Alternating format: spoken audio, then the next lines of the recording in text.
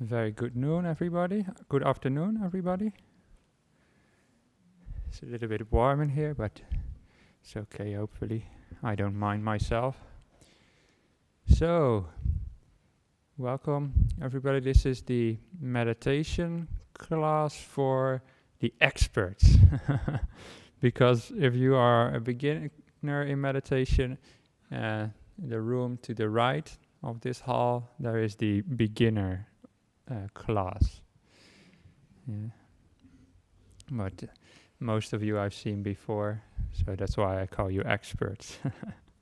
Although sometimes when we have been meditating for many years, we don't feel like experts sometimes, because it's like you're just so restless or so tired or whatever. It feels like it's your first time meditating, or like you never learned anything. And at those moments it can sometimes be that you start judging yourself or your meditation, like it should not be this way, I should know better, stupid mind, behave, be calm. And today I want to talk a bit about that attitude and talk a bit about what the Buddha called the signless meditation. It's a little bit of a technical term. When you hear signless meditation, you think, what is that? That does not make much sense. So today I will explain a little bit about how you can think about that and how you might be able to use that in your meditation. That idea of the Buddha. Now, first of all, I should say in meditation, our minds are always in a different place. And the Buddha gave many meditation techniques, and one thing I always do when I sit down to meditate or walk to meditate or lie down to meditate sometimes, well, the first thing I do is I check my mind and see what it is like. Is it today? Is it sleepy? Is it angry? Is it restless or whatever? And depending on that, I decide what is the best way to meditate for that day. So therefore, as a meditation teacher, it's sometimes difficult because all your minds might be in different places, and sometimes you have to do something different from what I'm telling you. Because what I might tell you today, the instructions I might give you today might not be appropriate for you at this moment. But you've all meditated before, so you can use any other techniques that you've been taught by, for example, Ajahn Brahm, Ajahn Brahmari, or whoever. And you can apply those techniques as well and just ignore everything I say. I won't punish you for that. And I won't be able to tell anyway, because I can't see in your minds anyway. So with that in mind, let me talk a little bit about this signless meditation. We, as human beings, if you are anything like the ordinary human being, you are often very quick to judge things, and especially yourself. I got a little story about this just to lighten up the atmosphere a bit. There was once in India, a long time ago, there was a farmer. And the farmer worked very hard. And the farmer also kept a cow. Like in India, many of the households, they have their own cow. And the farmer also had his cow. And what happened? One time the cow was missing from the field. It walked away. And then the farmer went to the wise monk in the village. And he went to the monk and said, "Oh no, my cow walked away. This is the worst thing that ever happened to me." And the monk said, maybe not. The next day, the farmer went out to look for his cow, look all over the village, look in the forest. And he did not find his cow. But what he did find was a horse, just an abandoned horse. And wow, and horse is much more expensive than a cow, much more useful, can plow much stronger, you can sit on his back and walk around. So the farmer, really happy, took the horse back to his farm. And he went back to the wise monk in the village again and said, "Wow, I found a horse. It's the best thing that ever happened to me." And the monk said, "Maybe, maybe not." The next day, the farmer decided that the horse needed a little bit of training, and his son was to do the training. So the son sat on the back of the horse and was trying to ride the horse. And what did the horse do? Yeah, it threw off the son from the back of the horse. And the son fell on the ground and broke his arm, and now he could not help his father anymore in the village, or in the farm, sorry. Could not help his father on the farm anymore. So of course, you know what happened. The farmer went to the wise monk and said, "Oh, my son broke his arm. That's the worst thing that ever happened to me." And the wise monk said, "Maybe, maybe not." And what happened the next day? The army came into the village to recruit the young man for the war that was going on at the front. There was war going on with the neighboring country. And they came to the father's farm as well to recruit his son. But the son had a broken arm, so they could not fight in the army. So he stayed at home. And then the farmer went to the wise monk and said again, "My son did not go into the army. It's the best thing that ever happened to me." And the wise monk said, "Maybe, maybe not." And you know, this story went on and on and on, but I'll stop there. The point being that we are like that farmer, where we judge so quickly. And also in our meditation, we sit down, we don't think this is the best thing that ever happened to me, or the worst thing that ever happened to me, but we do often have this attitude of, "Oh, this is good and this is bad. This is what I should do and this is what I should not do." Yeah, we have aversion and attraction, as the Buddha would call it. We are averse to certain things and we are attracted to other things, like the kind of attraction that comes from desire, this is what I should be doing, or this is good and bad. Those kind of opposites we have. Do you recognize that in your mind? Yeah. So the signless meditation, a sign is something that points at something. Like you got the sign out at the road and might point to Serpentine or whatever. Yeah. So the signless meditation, I like to think of it as a pointerless meditation. When we decide that things are good or bad in our meditation, we point our mind in a certain direction. Mind, this is good, you should go that way. Mind, this is bad, you should go the other way. Yeah, so we point our minds in certain directions. Now, the idea of the signless meditation, or one of the ideas anyway, is to not give ourselves those kind of pointers, to not judge things as good or bad, as what we should do or what we shouldn't do. Yeah. So, for example, you might meditate, and because it's a bit warm in here, and I said that, by the way, so people put the fans on, and now they're on. So, quiet, silent hint. But it's still a bit warmer, so you might sit and meditate, and you become sleepy. What do? Are you gonna judge it? This is bad. This is not what I should be doing. No, you're just going to not judge it, not react to that. And see what happens if you don't give those kind of pointers. You'll see that you lose a lot of control in a meditation. Because control is all about pointing your mind in a certain direction, or even if you control other people, you tell them what to do, go there, do this, do that. Yeah? So in the signless meditation, we don't do that. We don't give those kind of instructions to the mind, and just let it find its own way.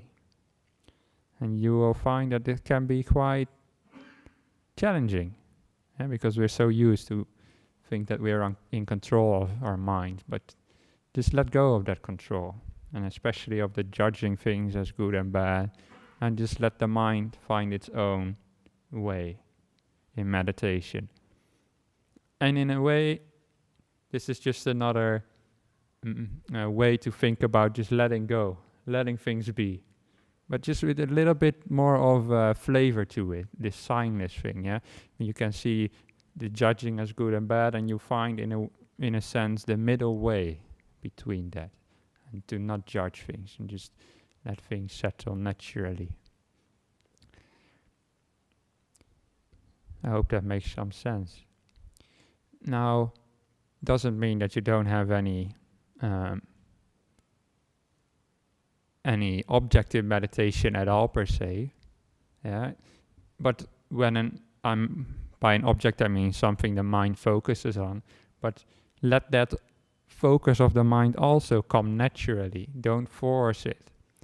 You often have been taught meditation on the breath, for example. So you force your mind on the breath, or you put your mind on the breath.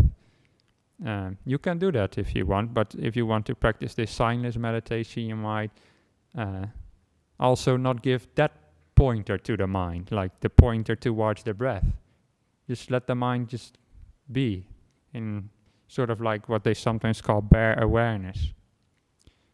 And if you do that, you might find that the mind automatically picks up the breath, just because it's nice. I mean, you've done it so often, but it's not forced. It comes by itself. And when it comes by itself, it's so much easier to stay with the breath or with any other meditation object that comes naturally. It just stays with you. Instead of you putting the mind on the object in a way comes to you. But the basic instruction here is to not point the mind in any direction. Just let it find its own route in meditation, and to not judge things, especially not judge things as good or bad. That is the way to do what the Buddha called the signless meditation, the animata samadhi is the Pali term. And yeah, that might be another useful way to think about meditation. So I actually wanted today to all just meditate together without me saying too much more. I know it's usually a guided meditation, but some people have also asked me, I just find it very beneficial to come here together and meditate in a group. And maybe you can sometimes also just not guide us and let us just find our own way in meditation. So today I want to do that. Afterwards, if you find that very unhelpful and that's not why you come here, just come to me and let me know. Give me a bit of feedback. But today I want to try it that way. So those instructions I've given you, you can apply them if you want. And we will just sit for 45 minutes in quiet. I will ring the bell in a minute for us to start. And then after 45 minutes are over, I will ring it again. So you don't have to worry about the time. Okay? Does that sound like a good idea? Yeah, okay.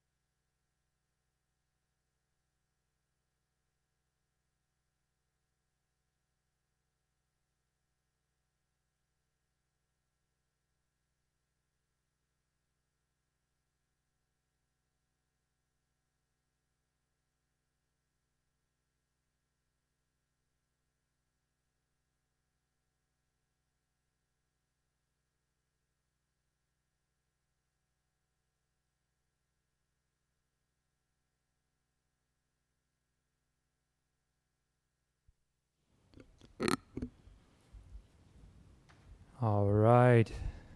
Excellent. So I gave you some instructions about the signless meditation, as it's called. And whenever I give some instructions, I also follow them myself. And when I got a bit sleepy in meditation or a little bit restless, I did not start judging it. I just let my mind naturally find a way, and not to point my mind in a certain direction that I desire, or point my mind in a certain direction because I'm averse to sleepiness, for example. No, I don't do those things, and instead just let the mind find peace by itself. And sometimes that can be a very helpful attitude to have in meditation. So I hope that was helpful for you. And now it's time for questions. If any of you has any questions, please raise your hand, and Brandon will come with the microphone.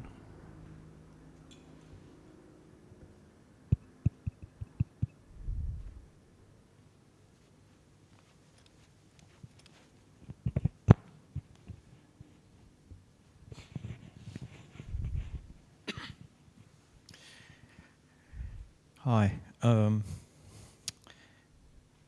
My question is to do with attachment. And last night you were saying you came from Holland and went straight to Bodhinyana, and then you were there for 10 years. And so you like it there, I think. So that's like attachment. And then there's something the Buddha, I don't know if you do or not, but I want to ask you this question. Then there's something like detachment, or not wanting to be attached or being repelled. And that's one. And then there's the middle one, which is neutral. But then I was thinking there's something else, which is you don't care. Right. I'd like to ask you what you think about you don't care kind of feeling, because it doesn't fit into attachment, repelling and neutral. It's like, it seems like a fourth one. I see what you're saying. And sometimes not caring is, if I get what you're saying, if I get what you mean by I don't care, is sometimes a little bit of a negative attitude, like I don't care, whatever. Behind that is like, like negativity in a sense, in my experience. Yeah, a little bit. Yeah, not too much, but like hidden negativity in a way. Or just the lack of energy could also be the case. Like you don't have energy, I don't care about anything, whatever. Yeah. And sometimes that is not a very helpful attitude, because you might say, I don't care about meditation, I don't care about the Buddha's teachings, or whatever. And then you don't get very far on the path. So that kind of not caring is not very wholesome. Yeah. So, but sometimes, depends on how you think about it. Sometimes not caring might be a wholesome thing, but it depends on what you mean by not caring, of course. Yeah. But I hope you get what I'm saying. That often when we say I don't care, it's like a negative attitude or a lack of energy or other unwholesome states behind that. Yeah. No, the middle way is not caring. Actually, you care a lot.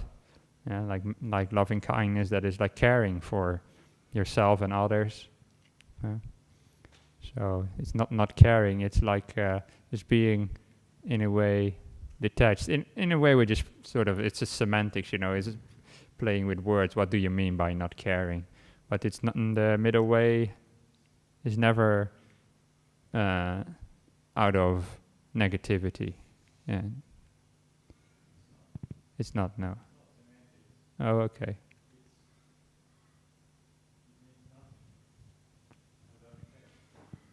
Right. Yeah. If you mean the same thing by I don't care as what And I... if there's life on planet Y, I don't care. Yeah. That feeling. Yeah. So that is often, in my experience anyway, comes from a lack of energy and a lack of happiness. Yes. And that is not the middle way. The middle way, taught by the Buddha actually, he taught a lot about finding happiness and strength of mind and courage and those kind of things, to be able to let go. And if you don't have a happy mind and then you maybe try to let go, then you get into these attitudes of, I don't care, whatever. Yeah, so that's what I meant by negativity. You're not really happy, you're not really bright, and that sort of stuff. Yeah. So that's not the middle way. Maybe somebody else can also comment upon that if they want. But we've got a few more questions actually over here. We've got from Sandra as well, and over in the back. I just want to ask about the meditation today. Not almost like aimless. So you're not having an aim, you're not driving it, you're just laying back. So then what happened to me was I went to my habitual thing 20 years ago when I first started meditating. Right. I went there rather than what I do currently. So obviously there is a driver in me when I do meditate, and when I let go of that, it goes to the old habit.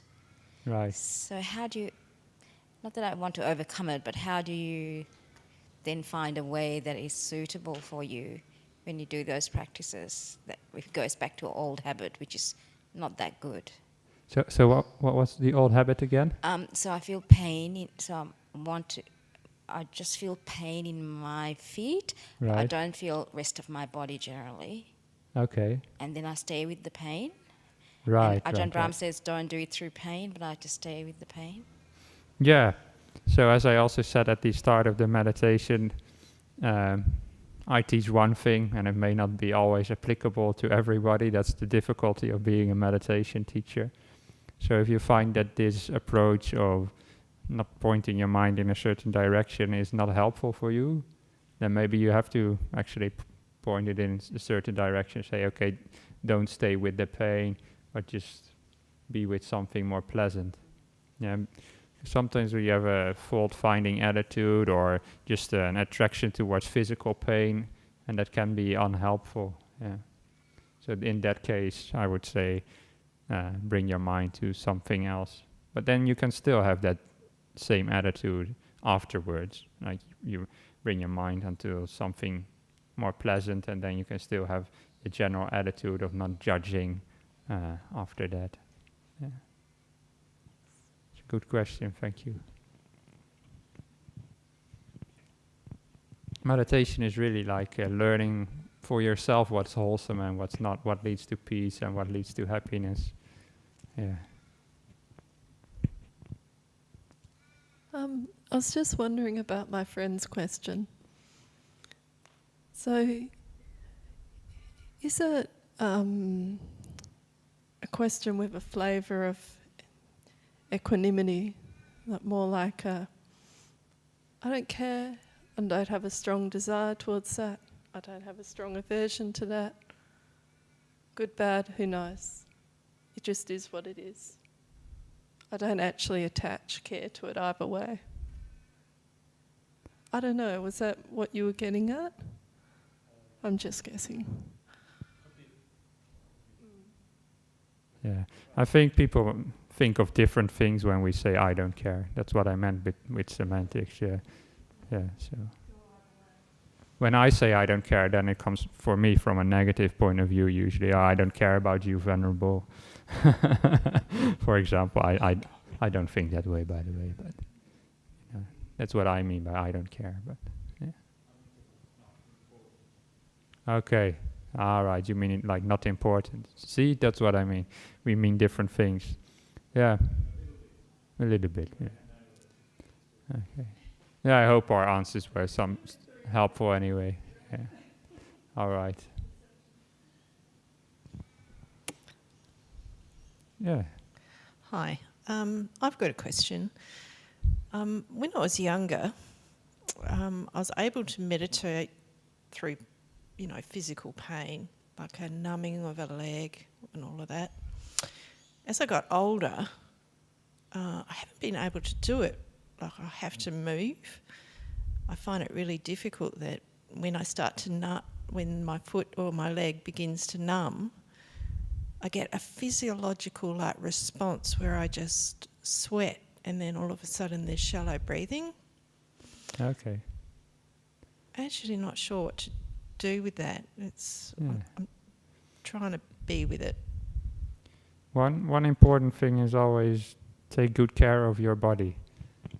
I see you're sitting on the floor, and maybe that's the most comfortable way for you, but don't feel afraid to sit on a chair. We've even got the luxurious white chair over there. You can use that as well. If you take good care of your body, it's much less likely that your legs will get numb and you're more comfortable. Sometimes I even meditate lying down when my body is really uncomfortable. And the danger is you might fall asleep, but at least your leg doesn't get numb. So always take care of your body first of all. And as we get older, we have to take more and more care of our bodies because they become more fragile. And when you're young, you might sit in a bad posture, and it's all fine. You don't notice because your body is still very flexible and easy to heal itself. But when you get older, you have to be more careful with how you sit and that sort of thing. Yeah. Yeah, if you want to add to that. When you mean more careful, do you mean just be in a comfortable position? Yeah, more careful as in pay more attention to your posture and make sure that you sit in a comfortable way that you can hold for a long time. Also, don't be afraid to move around a little bit if you need to from time to time. Like maybe you sit cross-legged, maybe halfway through the meditation you just change which leg is up and which leg is down. That's all perfectly fine. Yeah. Just sitting through physical discomfort is never useful. It's never been useful to me in meditation. So I've never do that myself. Yeah. I don't see any benefits in that. So as long as you can, try to make yourself comfortable. Of course, sometimes we are in pain regardless of what we do. We might be uncomfortable whatever way we sit, but then we learn to deal with it through equanimity. But at least don't create the problem yourself in the first place, if you know what I mean. Yeah. Not saying that you do, but that's just one answer I could give. Yeah.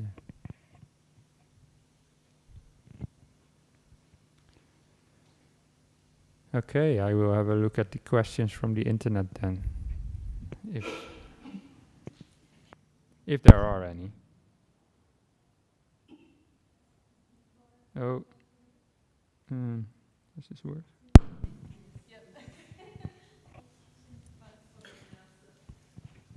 Oh. Oh, that's a lot of questions. Okay, I'll do some quick fire questions.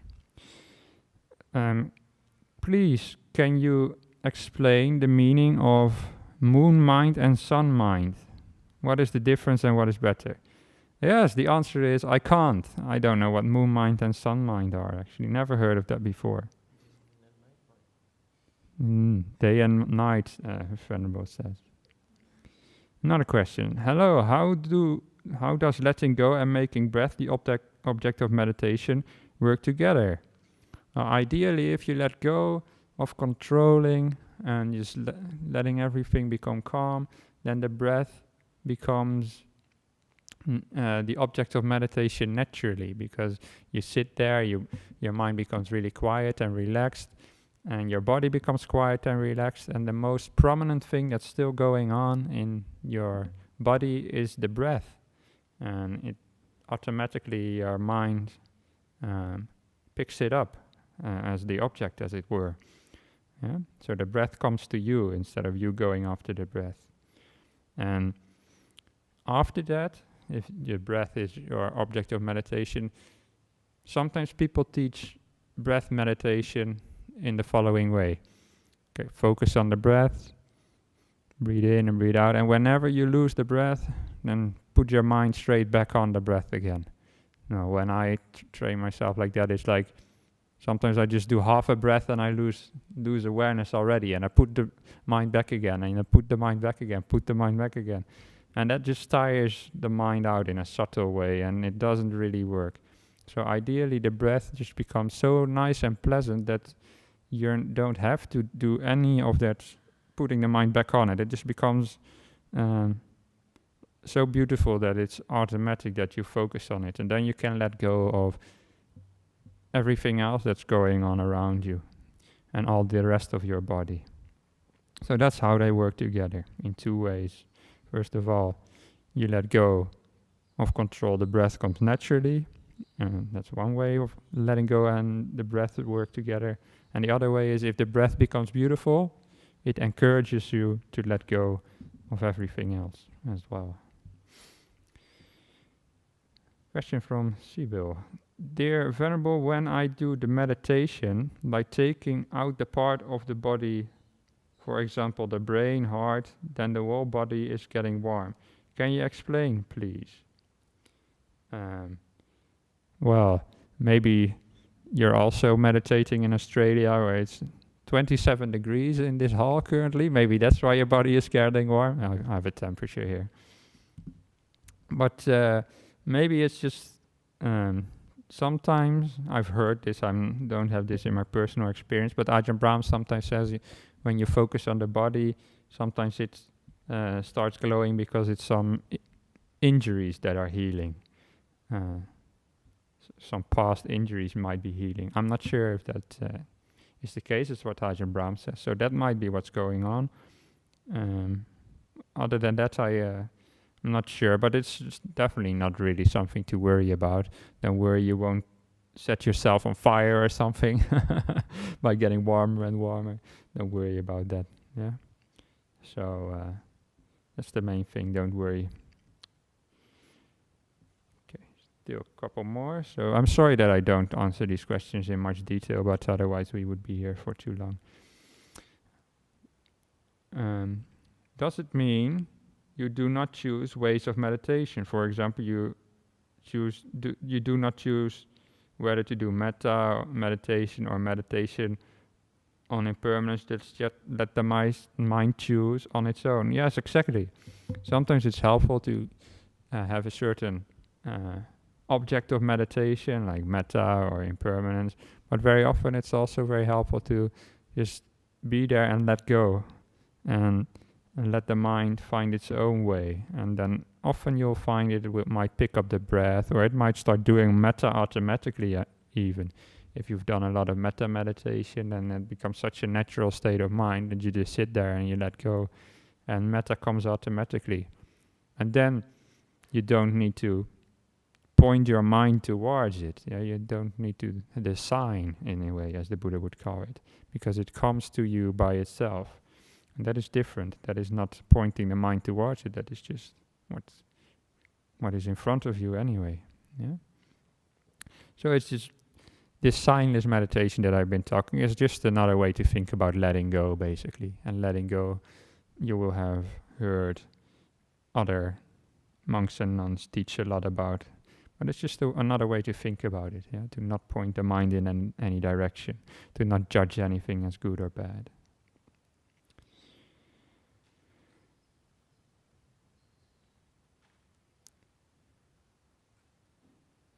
Is mindfulness of breathing the only way to fulfill the 4 satipatthanas? The answer is no, it's not, but it is the most prominent way in the suttas that the Buddha teaches, but it's not the only way. You don't actually need to even do mindfulness of breathing to attain the jhanas. And the 4 satipatthanas, this is a little bit technical for people who are into suttas and stuff. The 4 satipatthanas are ways to abandon the hindrances, the hindrances that stand in the way of deep states of peace inside the mind. And these deep states of peace we call the jhanas. So you do the satipatthana practice, the mindfulness meditation practices, primarily to let go of these hindrances. And when these hindrances are fully let go, the mind enters these deep states of mind. But you do not have to do mindfulness of breathing for that. You can also get there through other ways as well.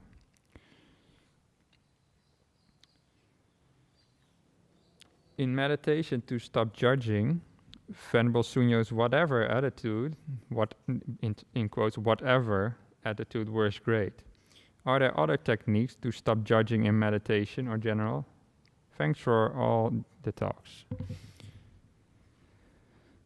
Yeah, I sometimes give a technique that you just sit there, and it's similar to this signless meditation. You sit meditation and you just tell yourself, oh, whatever happens, it's fine. This is the whatever attitude. It's almost the same as I don't care, but to me, whatever has a little bit less negativity attached to it. So, whatever. And apparently when I taught this, there was a lady watching it online. She came to me afterwards and said, I always meditate together with my kid. And he also learned this in school to always say, whatever. And it really annoyed his mother that he always would say whatever, like, you have to eat your dinner, whatever. Then she said, but this was the first time that he could relate to the meditation because you taught whatever meditation.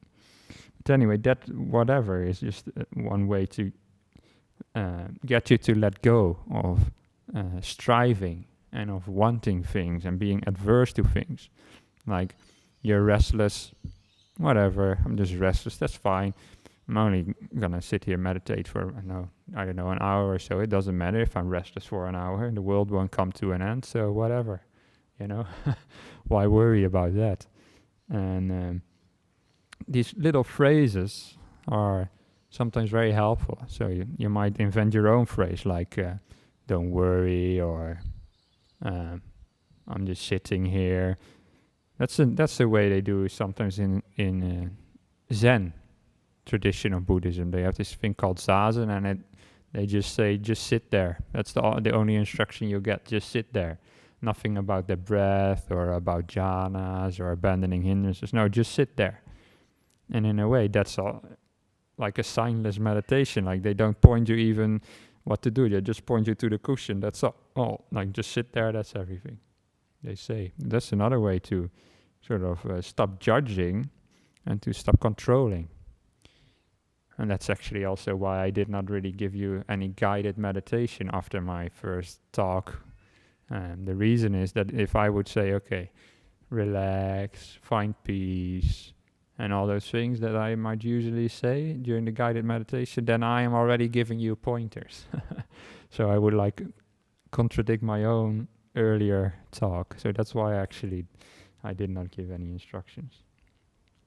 So that's another way. And there's many ways. You can also tell yourself, whatever I attain in meditation, the Buddha taught it is impermanent anyway. So why would I strive so hard? Yeah? Whatever I attain is going to change again. Like, especially in this tradition, you hear a lot of talk about the jhanas, and they sound very beautiful, and they are, but they are also impermanent. So with that attitude, like, okay, it's impermanent, you already crave less for those kind of states, and meditation becomes easier. And you might also think, I've been meditating with all this desire and aversion. What good has it done for me? How far have I gotten in meditation? How much did those mind states help me? And if you look carefully, you might find that they don't help you much at all. So that's just another way to stop judging and stop controlling as much. So, those were lots of questions. Hopefully some useful answers. Okay, so I want to thank everybody here. I want to thank everybody online for your attention and for meditating together. And I suggest we now pay respects to the Buddha, Dhamma, and Sangha.